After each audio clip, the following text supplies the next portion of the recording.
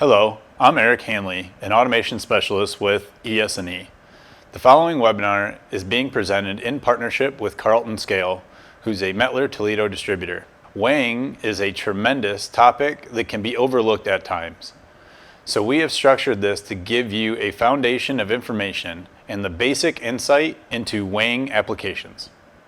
In this presentation, you'll hear from Jeff Warren, a Carlton Scale Territory Account Manager, as well as Carlton Scale's General Manager, Kevin Bigsby, and Automation Design Engineer, Jonathan Smith. You'll also hear from Hayden Ireland, an ES&E Automation Specialist. Now, without any further delay, let's begin the presentation. This morning, we're going to briefly go over a few aspects of weighing, integration, and connectivity. First solution we're going to talk about is check weighing. What is a checkweigher?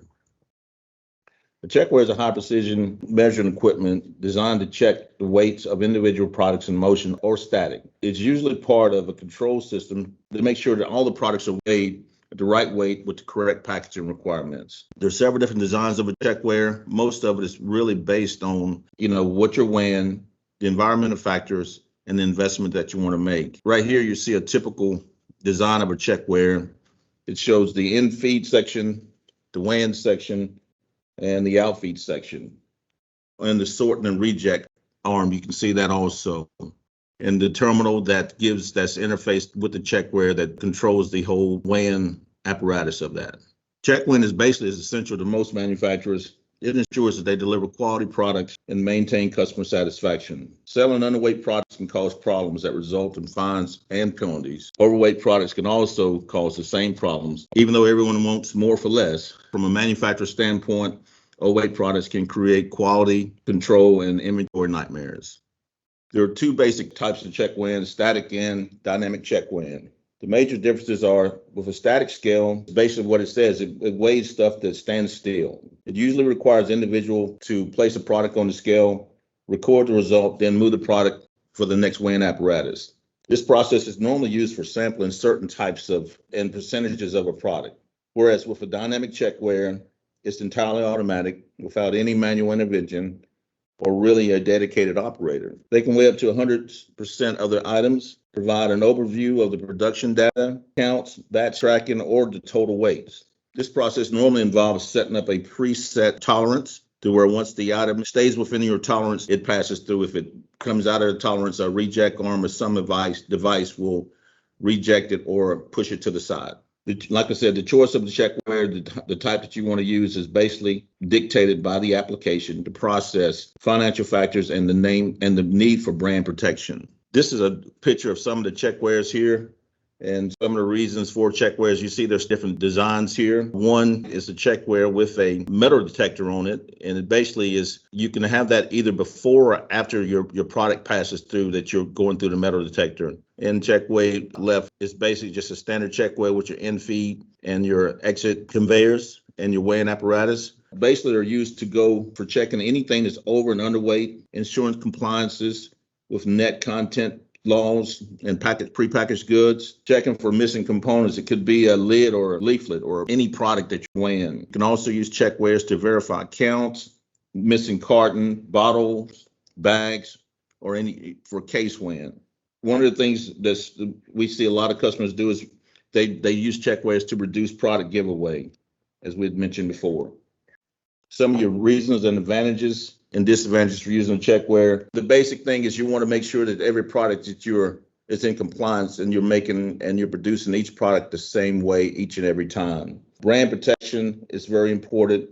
Protection to the consumer or the customer is also just as important. Checkweighers can be used for statistical functions as well, so you can keep that data and be able to have a historical database of what you've been producing, how much you've been producing, how many errors you had, and the flow of the product. Of course, to avoid costly fines, that's another big thing. One of the things with checkweighing, the difference between a static and a basic checkweigher is with a static checkweigher, you're basically doing sample counts and you're doing sample checks. So if you're checking 100 pieces, if you got a line that's moving 100 packages per minute, and if you're sampling 15 of these packages per hour, in an hour's time, that's 6,000 packages. Okay, so that's 6,000 packages passing through the line.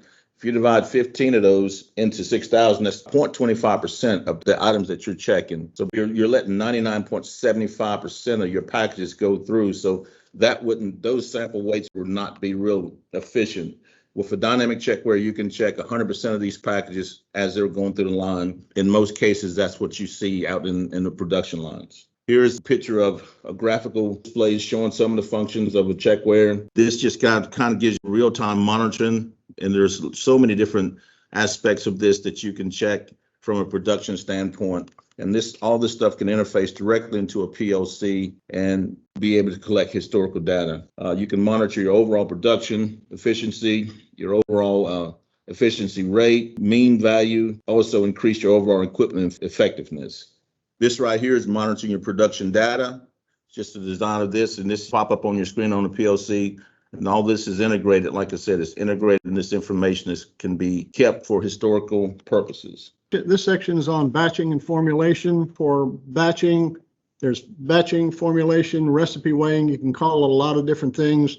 And there's multiple types. When you're doing recipe weighing or batching, different types of the processes would be manual, automatic, or semi-automatic, or whether you're trying to actually control the fill, control of all of your materials coming in for a particular recipe or batch. Or we can do semi-automatic, where just some of the materials are being fed automatically, or everything can be manual. Batching is not just used for recipe weighing or for what you might think of when you're looking at making a cake or something like that, where you've got different ingredients that you're going to be mixing or different ingredients that you're going to be staging for a complete process. It could be in the plastics world, it could be in chemical world, it could be in food and pharmaceutical. So there's different ways that you might look at batching in with scales and with weighing, and also integrating with PLCs for control,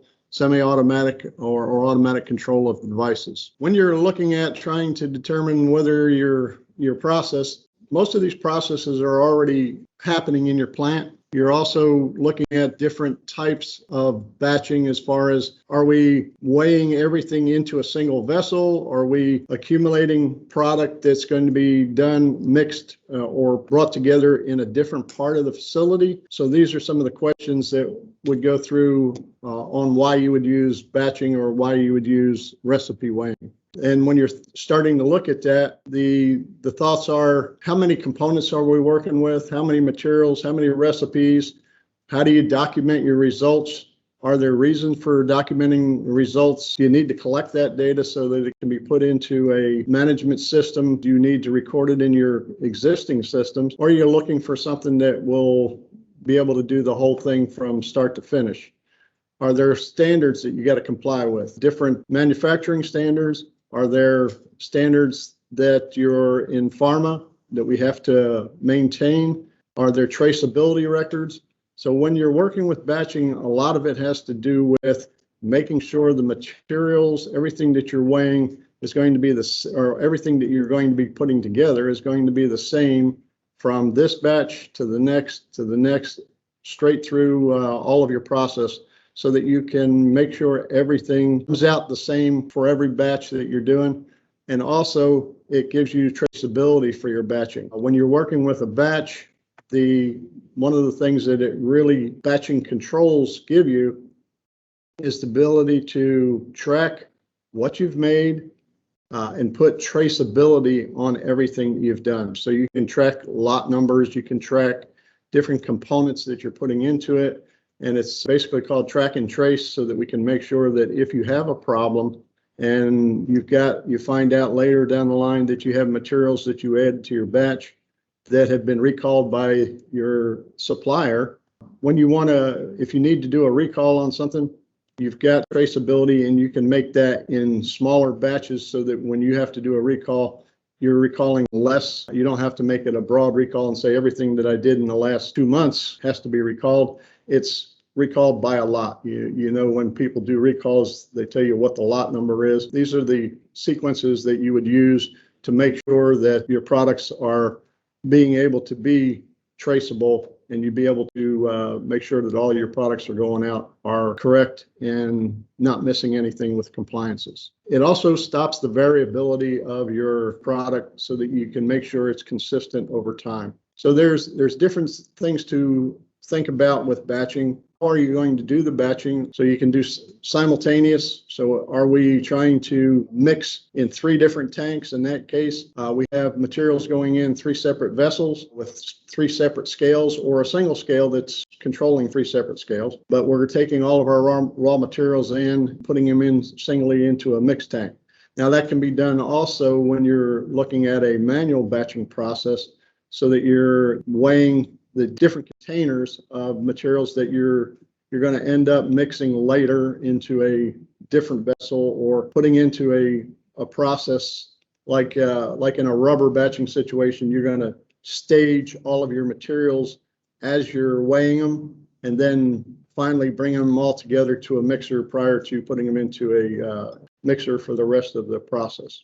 And then accumulative batches, which is I'm going to do every material one at a time and stage them so that they get put into the mixer, and then the mixer actually does the actual integration of the materials into a tank. So what are the reasons? What can happen in it? Well, if you don't have control over a batching process, you can end up with your bad batches, inconsistent quality, poor documentation, which means our traceability is not there.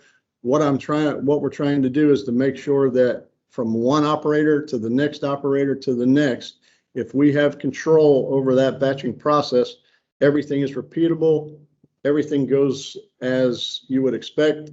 So if I am making cookies in North Carolina versus California, everything would be the same. And that's what a batching system, and that's what a process that allows you to use weighing and consistently make products that are going to be the same time after time. What we can do is to add, to reduce those, we've got to be able to make sure that these processes are repeatable, make sure that the verification is something that we can get consistent on every batch, and be able to collect that documentation. The filling and dosing section is basically filling. It means that I'm actually taking material and putting it into some other container. That can be done gravimetrically or volumetrically. And when we're working with gravimetric, that means we're actually doing the weighing, putting material in based on weight, where volumetric is filling it based on volume, obviously, with being able to fill a container just to the top of it, or fill a container using a device that will just fill it by volume instead of filling it by weight. So selecting those methods, there are different things that can be used, different reasons why you would go one way or the other. A volumetric may be a faster way of going. Gravimetric is going to be more accurate and more repeatable. And that's where the scale portions come in. There are different things that influence your accuracy on it. We've got piping, we've got the different parts of that filling process. We've got different specific gravities and materials, and things that can affect everything when you're doing packaging. When you're putting material into different containers, those containers vary greatly. We can be filling bags for fertilizer. We can be filling bottles of olive oil, filling cans of different materials, or totes. So filling liquids and powders all have different challenges when you're working with it. Filling super sacks is something that is really a big part of our business, and a big part of a lot of companies that are needing, because you're trying to get materials to your end users or to your customers that can be used in their processes. Then also you have the packaging for your final goods that would go across the checkweighers that Jeff was talking about. In the process, we can be doing high-speed filling so that we can package into small cans, bottles, whatever, that are going to be run across the checkweighers, so we know that if we can fill accurately, and then we have the documentation that comes with an inline checkweighers would be a big help to a lot of businesses. Some of the challenges that you work with on a filling system, and that's where is the weighing done. So in this case, we've got a hopper that we're actually filling out of a bulk vessel, and the measurement is being done on a scale. So we have a scale that would be supplied underneath the hopper, and then you can either that scale could be mounted in the floor, it could be above floor, and really depends on the process. So we can actually place a container onto the scale and then begin the weighing process where we can actually control the feed. This feed can be controlled either by the scale controller or by the scale controller communicating with a PLC and doing the feed process, controlling the feeders and the valves that are coming into the scale. So the one big advantage to this type of weighing is that the bulk vessel that you have above, or the hopper or the feeder, the material that you're feeding from has no interaction with the weight, with the exception of what's called pre-act.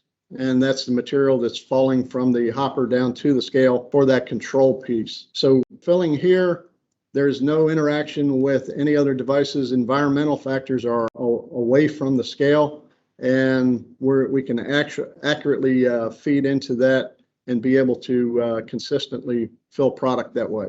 So where the scale is independent of any other outside interactions.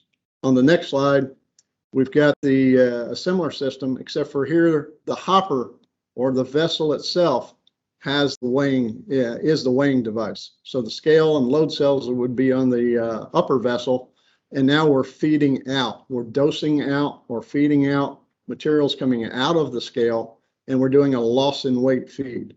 So those are two considerations on it. I'm going to say drawback to this is that it really depends on that hopper that you're turned into a scale.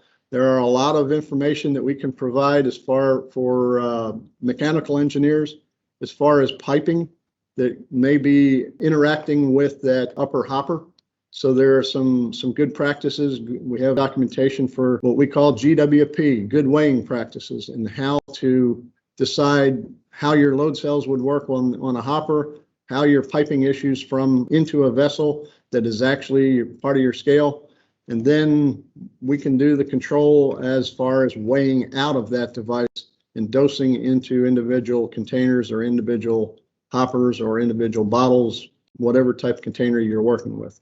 So some of the capabilities on these type controllers, you got different weighing in, weighing out, like we just talked about. We've got 1 or 2 speed feeds. Actually, we can go with more than 2 speeds, dribble, slow feed, and trickle. So we can go 3 speeds. That's the most generally we would work with. We can do material controls. This slide is actually talking about certain controllers. We've got all kinds of capabilities for targets that are built into a scale, or it can be done through PLC logic. We can have targets and tolerances and feed values and ways of doing that spill or pre-act that would allow us to accurately create that filling process or control that filling process. And different relay logic built-in software that gives us some of that relay control that you would have had with physical relays. And then how to work with that process using latch targets and different parts to control your I/O. Simple filling without the external control source eliminates the need for a PLC. We can eliminate the need for a PLC with some of the scale controllers. We can then also use PLCs to embellish the control process. The scales today have real fast A to D, that's the analog to digital conversion. So the target comparisons in the scale can happen at a very high rate. So if I was integrating with a PLC, I could have the PLC offload some of the target weighing to the scale controller that would allow that cutoff to happen at much faster rate than the scan rate on a PLC. So I can actually offload some of that. If it's critical for the process, we can take it and have that cutoff happen directly in the scale, still with the PLC giving control and doing the rest of the process. There are different PLC interfaces available. I think we're going to talk a little bit more about that after. A weigh module is a weighing device that consists of a load cell and mounting hardware needed to attach to a load cell, platform, conveyor, tank, vessel, or any object that you're trying to make a scale out of. Typically, there's 3 or 4 weigh modules that are used to support a full weight of an object. There's basically two types of weigh modules, the compression and tension. Picture right here shows you both styles. The compression style, this weigh module is suitable, and this is the most commonly used weigh module that you find out in the field. It can be attached directly to the floor, to a pier, to structure beams, to the tank of any object that is mounted on top of the weigh modules. A typical compression module consists of a load cell, which is in the middle there, the top plate, which is on top, and your bottom mounting plate. And a lot of times you may have that hold down bolt too. Sometimes those are used from shipping to keep the load cells from getting damaged during shipping. On the tension weigh module, you have, as you can see, there's a lot more different parts to it, but this is basically used when you're hanging hoppers from the ceiling. And a lot of times when you're using these tension modules, you also want to have some type of a safety rod for every module that you have on each side of the tank. Some of the things you need to consider when you're using weigh modules is the floor space.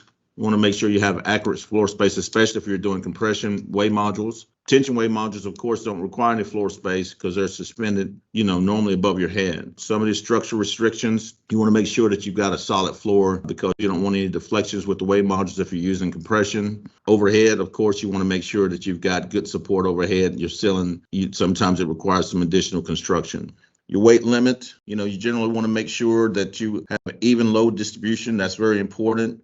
And normally with tension weigh modules, they can go up to 20,000 pounds or 10 tons. Your load cell alignment, a lot of this varies, and you have to consider your floor deflection, your support beams. There's different variables that you have to consider when you're looking at your alignment of your weigh modules. When it's using tension modules, the alignment will vary because of the tension rods and support rods that's needed for that. Right here is a picture of a typical tank and the weigh modules, and this is a vertical tank supported by compression weigh modules. Basically, you have your weigh modules. This is a three-legged tank, which is the norm that you would want to basically see if you're building a tank. You have your three weigh modules.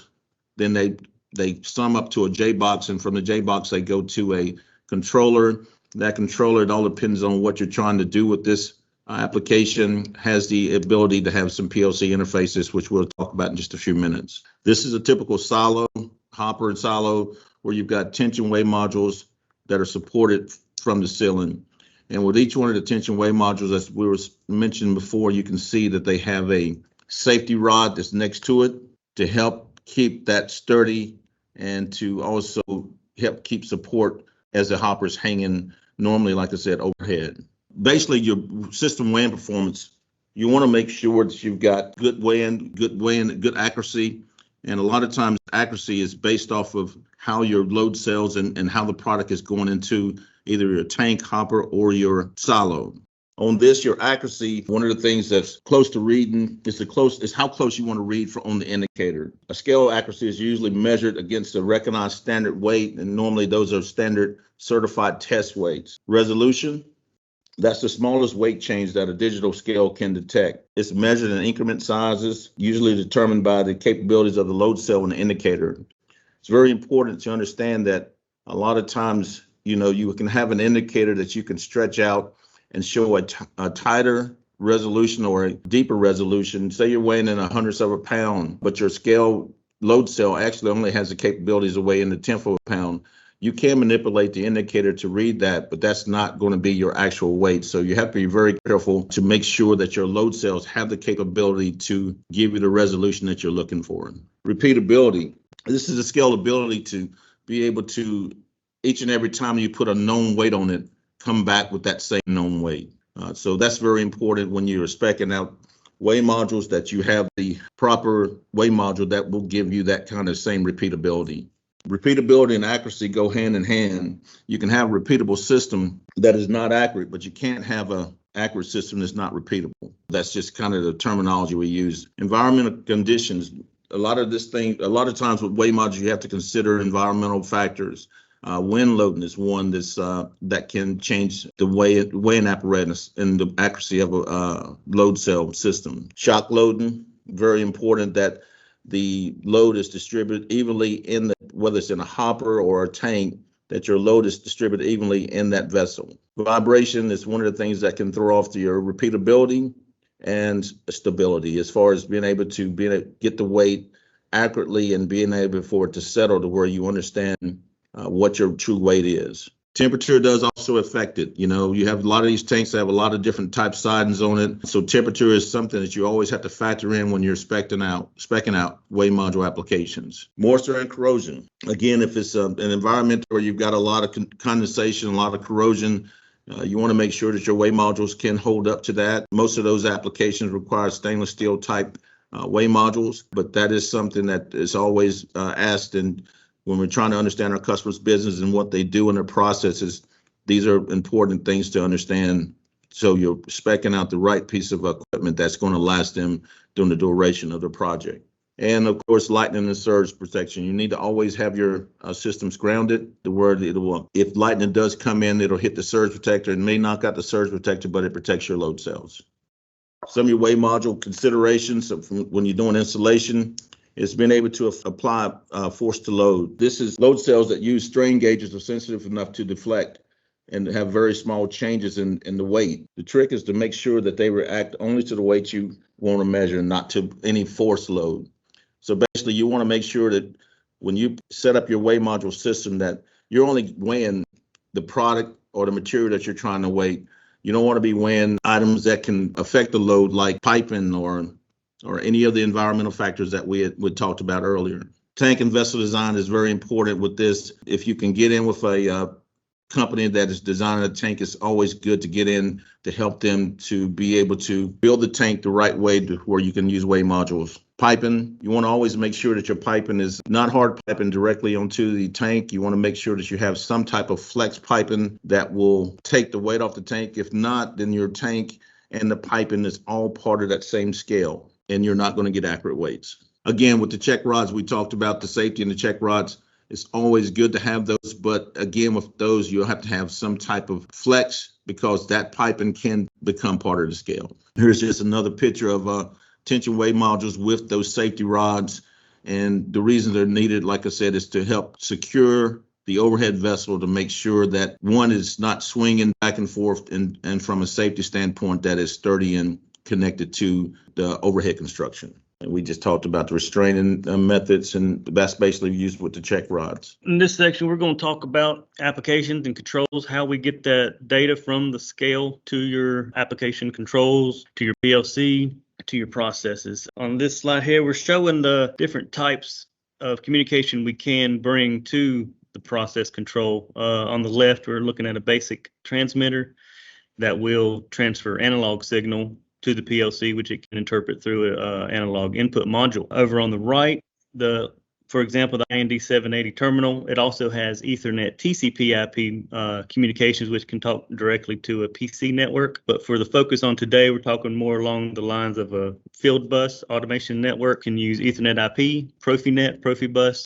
along those lines. We have a range of indicators that can talk multiple different protocols. We have a lot of different solutions ranging from the basic weight transmission, just the weight and standard status, all the way up through a decentralized application with more complex logic built into the scales themselves. They can act hand in hand, handshake with the PLCs as needed. We have different types of controllers that can offer a large weight display for operators, or a DIN rail mounted unit with no display, where the PLC would handle all of the HMI and all the control. The weight controller can connect directly to a local network using its field bus module, straight to the PLC, straight to a little local network and a working cell in the plant. As we've spoken before, the weigh modules, they connect directly to the scale. The scale will handle all the information coming to and from the weigh modules themselves. If needed, the scale indicator can also be placed on the plant network. It can be with the IP address.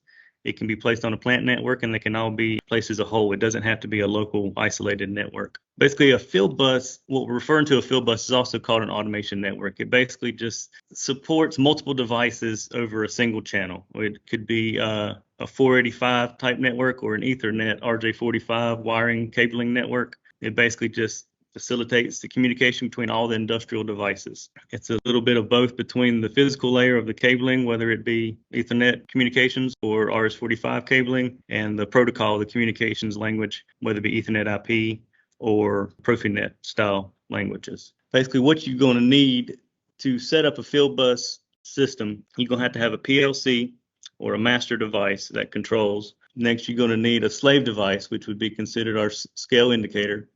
That would be communicating with the PLC. You're going to need cabling to connect the units through the local network or through the plant network. For the PLC configuration software, we have files that can be provided, either an electronic data sheet, an EDS file, a generic station description, GSD file, depending on your PLC, that allow the devices to be identified on the network so they can be developed into the configuration software. Add-on profiles for Allen Bradley PLCs, they allow very easy integration of devices into the configuration software. They preset tags, they set up the communications. We'll talk more about that in a bit. Add-on instructions can also be used. They are provided as a block of code that's already been written. You provide it inputs, it will give you the data that you're looking for. It's already written for you. That's all used inside the PLC configuration software. And then, of course, you're going to need the PLC code that can be written to utilize the data coming from the scale and incorporate it into your process. As Jonathan was saying, primary protocol or field bus for any kind of third-party device would be Ethernet IP, but of course, these units also support Modbus RTU and Modbus TCP. Understand that not every unit supports all three of those protocols. And of course, legacy communications, you've got obviously the older units that are out there that communicate control net, device net, and remote IO. And as Jonathan was talking about, there is an add-on profile for, you can see the units there, the IND 131, 560, 570, and 780, just to let you know what those actually look like.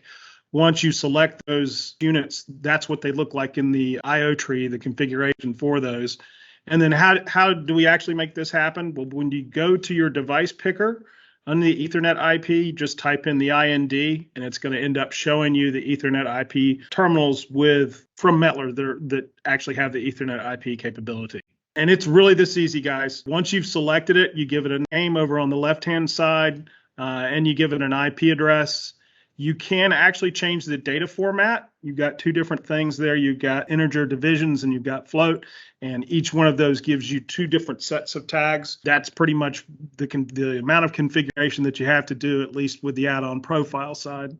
And if you're using the float configuration data format, you can see the inputs over on the left-hand side and the outputs over on the right-hand side. And that's kind of a summary of the add-on profile for those particular three units. As Jonathan was saying, you don't really have to download or install anything. This, as a matter of fact, these examples were created with version 32 of Logix Designer, so they were already built in. Understand that before, in older versions of the software, you had to download the add-on profile. Customers were required to create a generic Ethernet device, and then you'd download sample code. You'd link the generic Ethernet device to the sample code. And it was a lot more work that you had to do. So that's pretty much the bottom line. It's very, very convenient to do integration using the add-on profiles for the scale controllers. Another thing, when you're actually building a system out, if you're familiar with a program, it's a free program called Integrated Architecture Builder. These units are also represented in there as third-party Encompass partners. Eric and I spend a lot of time using this software to work up bill of materials, things like that. Just understand that Mettler is well represented within the available devices that you can actually add to your network. Just a note on that so you can see everything that's actually there. Okay, so Ethernet IP, probably everybody's familiar with it. Obviously, it's been around now for 20 years, but you can see the data rates with certain units. We can actually go to 1 gig now. So that's kind of nice. And then the max number of nodes, you can actually go higher than that if you adjust your subnet mask and do networking stuff, things like that. The difference between Ethernet IP or Ethernet TCP doesn't use the TCP IP protocol. If you're using Ethernet IP, it has to go a little bit faster. Example applications, tie device to plant management systems, time critical applications, high volume data. This is just, what Ethernet is obviously made for. You're looking over at the right-hand side of the different units that we showed there. And class 1, it just simply means that it's going to be able to appear in the IO tree. Class 3 means that you could actually use messaging statements to go ahead and message to and from the device. If the tags are not available in the class 1 reference, then you can write messaging statements to get additional information from those controllers. As Hayden was saying, the different type of messaging and classification between our indicators. They have a standard level we're calling here, it's AOP only. Basically, you're going to get the gross tare net displayed weight or rate out of the indicator. You can also send commands back to the scale, of course, clear, tare, print, 0 is standard. You can get your status bits, motion, net mode. If you're running targets processes, target status, data integrity out of it. You can talk in either integer or floating point format. The IND 131, 331 is shown there on the screen. They are basically going to be standard indicators that are going to send the weight of the scale back to the PLC to allow the PLC to do the process control. The other performance level that uses AOP or CIP, basically it can allow for template transfer of data. You can send string values back and forth. We can provide custom programs inside of these indicators that can store data, calculate data, do the handshaking back and forth with the PLC. There are shared data variables inside of these indicators that can be retrieved from the PLC after the indicator has done calculations on it, whether it's received value from a barcode scanner. It can save that with the data and then the PLC can come and retrieve it. Once again, you can do your commands. You can load your tares, targets just like you did before. You can do it on a more complex level with the class 3 messaging. And anything that a lot of the information we talked about, there are a bunch of application notes that we can provide. There are some checklists and information and data briefs on all of the indicators, all of the PLC communication options that we have that the Mettler-Toledo product line has. And that can come either as a request through ES&E or from Carlton Scale, either way, and we can provide this information that'll help you make your decisions on communications and equipment for weighing and integration with PLCs. Thank you for watching. Weighing is an important facet in our industry, and we appreciate Carlton Scale's time and effort in helping us present this information to you. If you have any questions, please contact your local ES&E account manager or automation specialist.